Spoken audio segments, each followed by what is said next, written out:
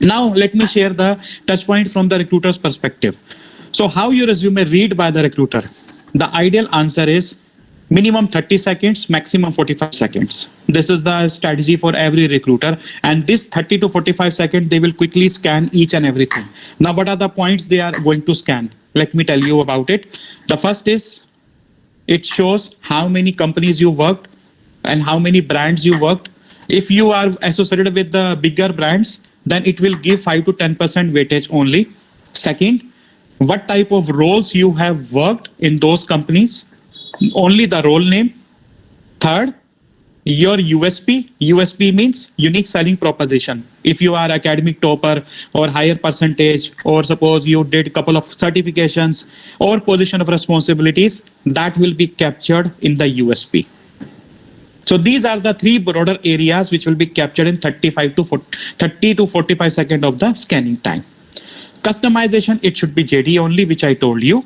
No technical jargons. Means, suppose if you are applying for, suppose finance related role, suppose you are applying for financial planning and analysis role.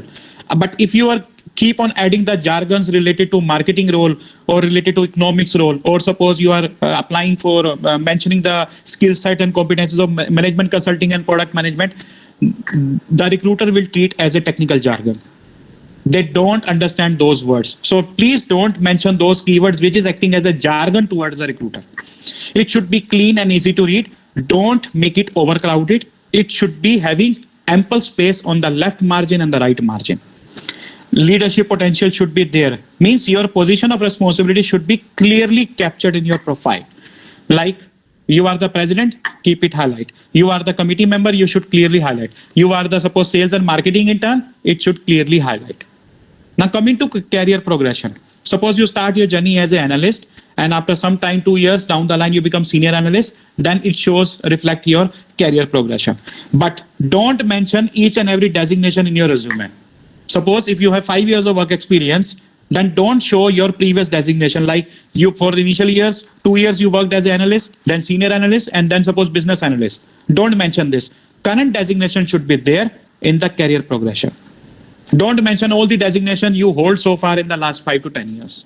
Only latest designation should be there. This will highlight your career progression.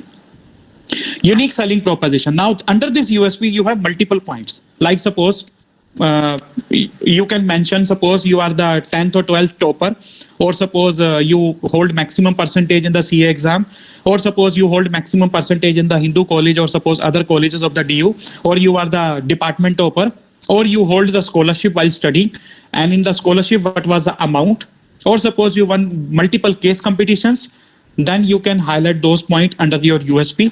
It will differentiate you from the remaining 95% of the student who are applying for the similar role.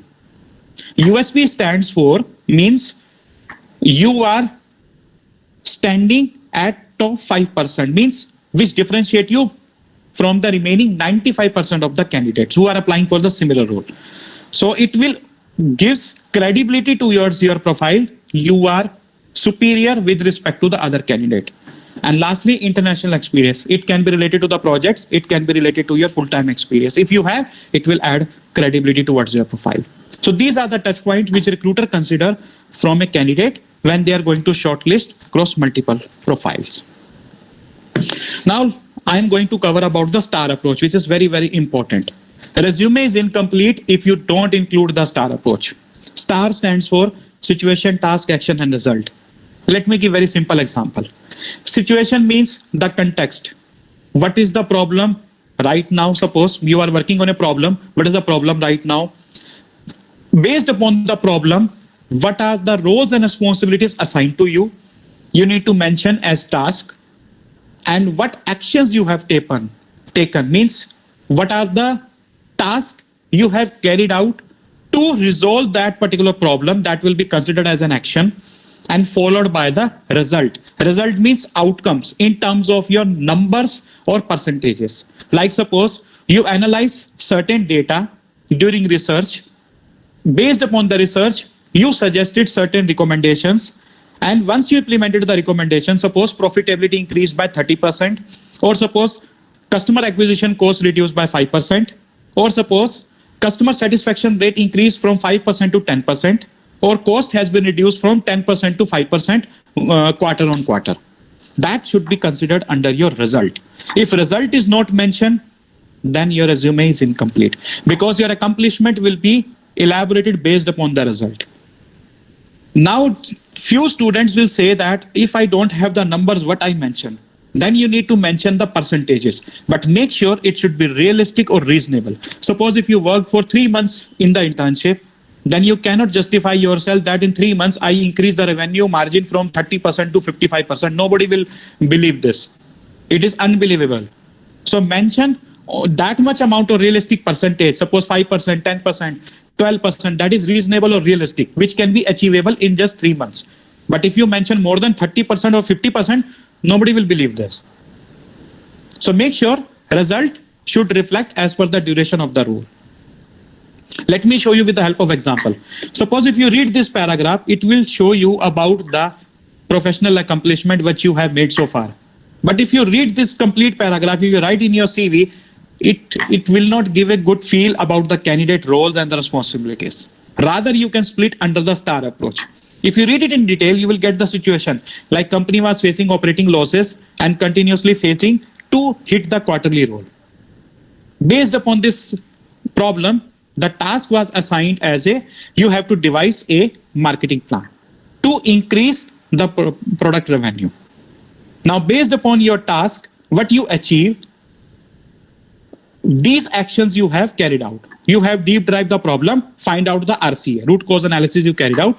And what was the result? In 6 months, you overshot the revenue goal by 20 to 25%. And this is the total revenue value figure. So this is how you can mention the STAR approach. So clearly you have highlighted that the situation is this, task is this, based upon I have made the actionable items, and then I have achieved the result. The more number you mention on your profile, the more credible person you are. Now, why numbers are required? There is a psychology behind it. Numbers will reflect your leadership potential. Indirectly, you are highlighting your leadership potential. Why? Because if you don't care about your own statistics, what is the guarantee that you will definitely handle my financial part of my organization? If you don't handle your own statistics, like what is your achievement, what is the guarantee that you will handle my quarter or suppose annual financial reports or data part of data analytics or research part? What is the guarantee? So it will automatically gives a good impression that the person is maintaining their own statistics. Definitely this is the right match for my own organization. So that's why numbers are very, very important. But don't fake those numbers. Don't mention which is unbelievable, unrealistic. Otherwise, you will be easily caught up. And recruiters generally ask those questions in detail, how you achieve it. Tell me in detail. And how you can answer it. So don't fake the figures. Mention realistic or reasonable values only. Okay. Now I am going to share the practical tips, how you can make it impactful. So let's discuss one by one. First, we will discuss about the CV spike.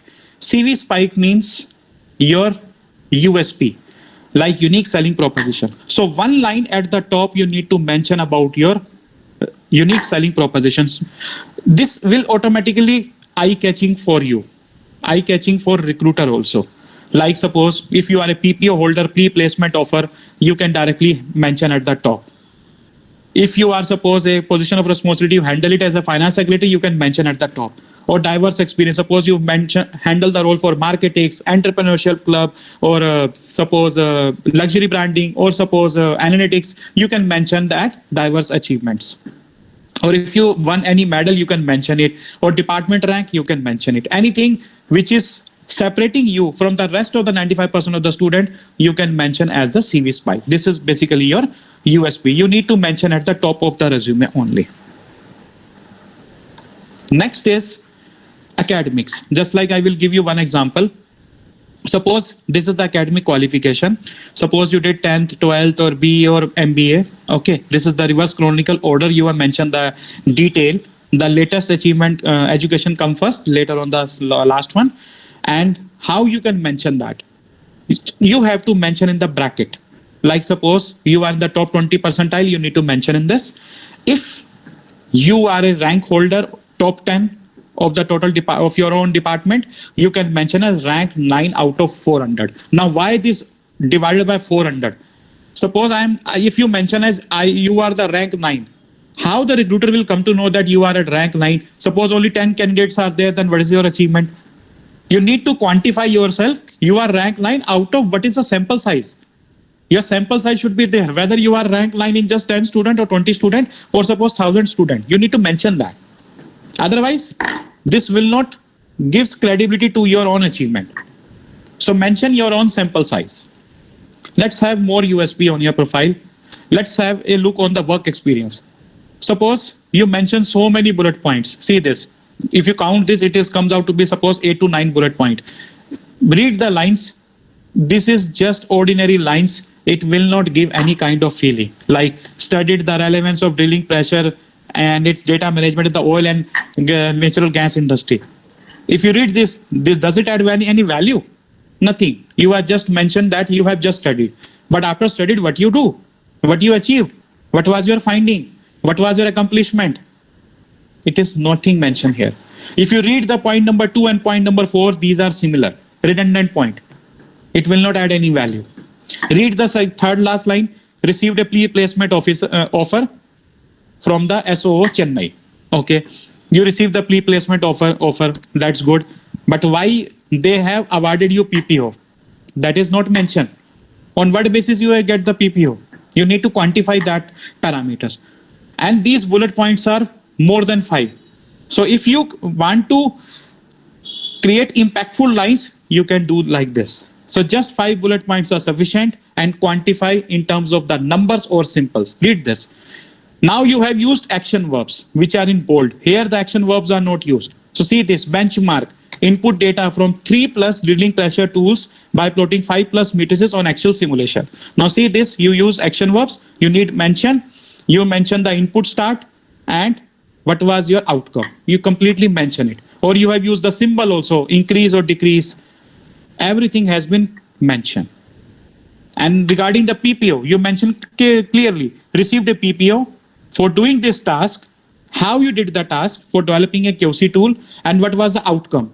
You have increased the proficiency by 8% margin. Now you are quantifying your details that why I was justified to awarded as PPO. So these are the impactful points you need to highlight. Then only it will be eye-catching for the recruiter. And all the data points should be kept as a bold. You need to bold those numbers. Otherwise, these numbers will not be eye-catching for the recruiter. Clear and clear so far? Any doubt? Please do let me know. Hi, Priyanka. Good evening. This is Srishti this side. Can I ask a question? Yes, Srishti, go ahead.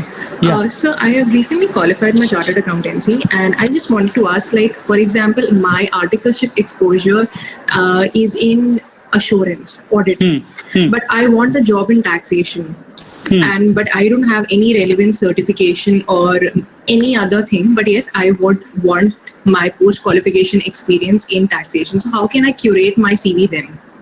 How can I customize it? Whatever the data points you have, you need to mention it. And then if you don't have such data points, then you can highlight your extracurricular achievements. You can highlight your leadership potential. Whatever you are doing beyond academics, you need to highlight that. So usually it happens is it is rejected on the basis of like HR only. When HR asks that do you have any experience, articleship experience? So at that point of time, I don't have it. So how can I convince the HR at that point of time? See, if it is any hack? Yes, sir. If there is a mandatory requirement, then you need to possess the minimum work experience, and there is no hack, you can't do anything. But if there is a flexibility, you can justify with the help of your certifications or academic credentials. Then you can justify it. Otherwise, it will be very difficult.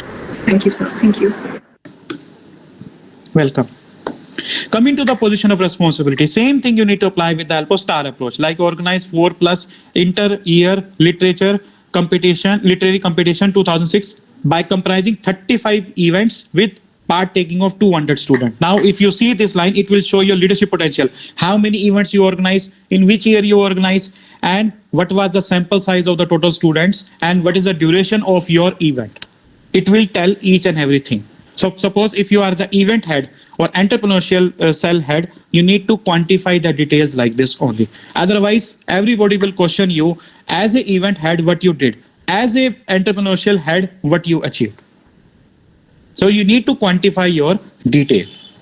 Similarly, for you can say if you are handling the finance part, this is very important for you. You need to mention if you are handling the OPEX part or CAPEX part or budgeting part, you need to mention the total amount of your budget, what you are handling in terms of the event. Because few of the students might be handling the role of a financial aspects of the committees. So you need to quantify what was the budget amount you are handling. The more budget, it will show your more credibility and more responsible person you are. Because nobody will allow you to handle in lakhs of the budget. Okay. Similarly, for co-curricular activities and extracurricular activity. Co-curricular means your own institute. Like suppose if you are awarded the gold medal, then you need to mention out of which sample size you were awarded the gold medal. Suppose 2 students were there or 320 students were there, you need to mention which was the department, for what is the academic you can say year, and who was the institution who has awarded you. Then you now see this in one line you are mentioning each and everything. Each and everything which should be beautifully crafted in just one line only. It's an art. It takes time. You cannot become perfect in writing the CV like this. It takes time. But by looking at these sample points, you definitely revisit your line, the data points again and again, and definitely it become impressive. But if you really want to optimally use the one-page resume, then this is the way you can write your resume. And don't make repetition of any kind of the verb. These action verbs should be different. Don't use the action verbs more than twice. 2 times it's okay, but try to restrict only once.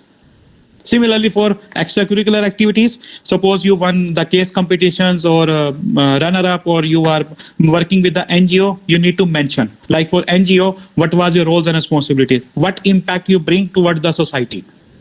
And suppose if you are in the funds for the NGO, how much is the funding amount in which particular quarter, in which particular financial year? You need to be very specific. So each and every bullet point should highlight your impact. If impact is there, then it will increase your chances of your selection. There is no other magic, guys. This is the only magic to stand out of the competition during the CV round. Okay. Now these are the general pointers which I already told you, that you need to make it one page, and diversity should be mentioned in the bullet points, and give proper exposure of each and every bullet point.